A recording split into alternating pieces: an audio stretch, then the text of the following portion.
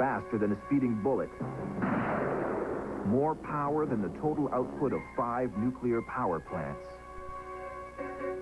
5 times hotter than the surface of the sun. All this in a single stroke of lightning. Wouldn't want to come into contact with one of those. Unfortunately, many people do. For example, in the United States, each year lightning strikes about 1,500 people. But of that 1,500, roughly 300 die. A good 80% of the people struck by lightning survive, which is remarkable when you consider the amount of power assaulting the body. How could anyone survive the awesome force of a lightning stroke? Well, to understand how, we need to know a little bit more about what we're dealing with here.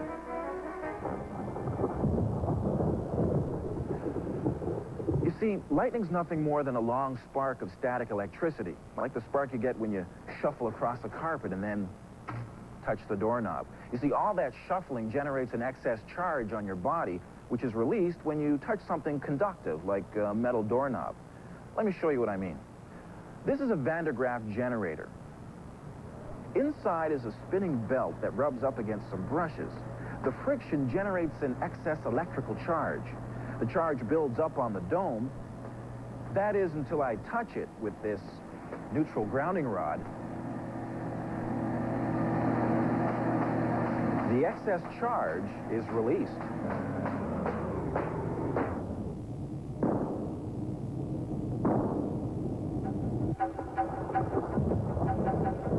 The same thing happens inside a turbulent thundercloud, except you've got water droplets rubbing against ice crystals.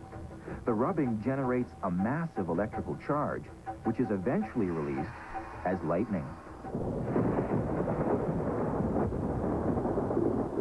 Now, before I go on, there's something I have to clear up. You see, a lot of people wonder, does lightning come from the cloud and go to the ground, or does it come from the ground and go to the cloud?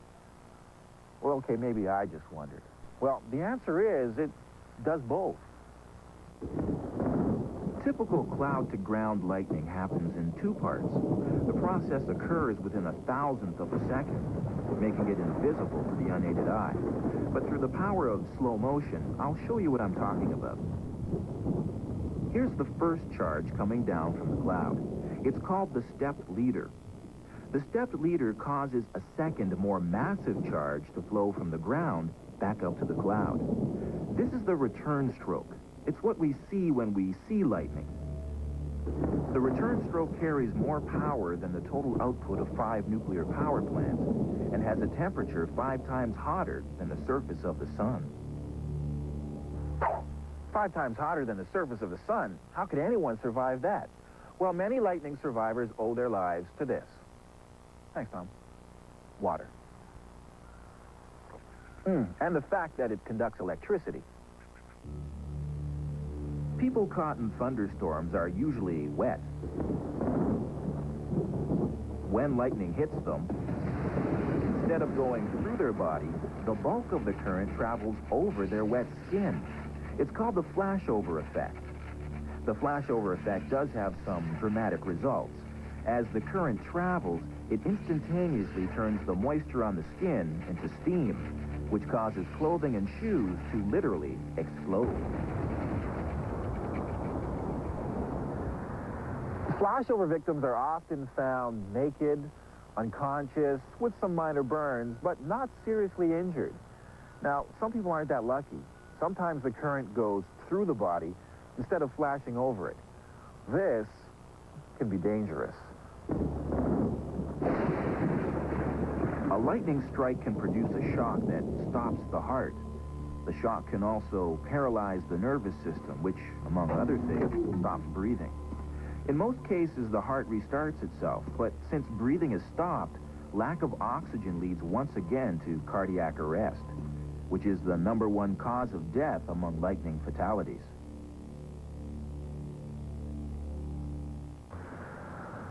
So how do you prevent being struck by lightning?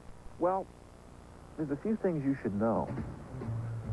Lightning can strike you directly, especially if you happen to be the tallest thing in the area. Risk is increased if you hold something conductive like a golf club or an umbrella.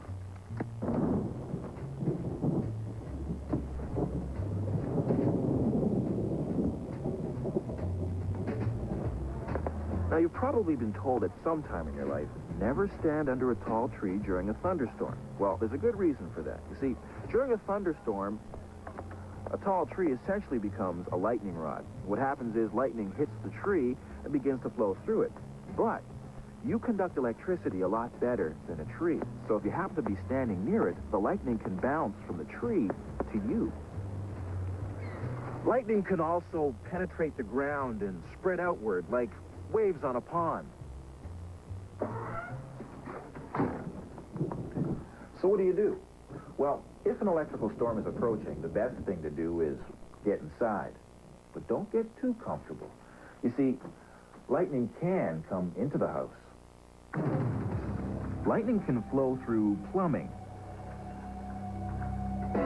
electrical, and telephone wires. People have actually been killed while talking on the telephone.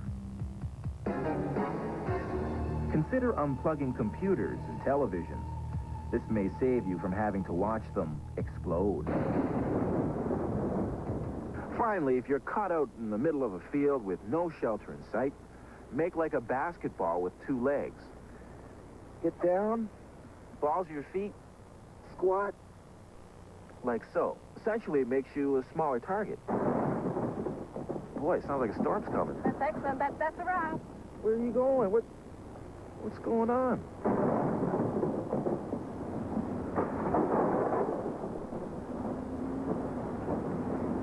What?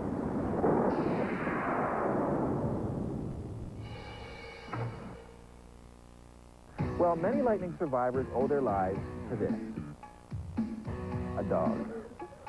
Hi, doggy. Hey, you're on our set here, dog. No, that's not what you think it is. And don't even think about it. Don't even think about it.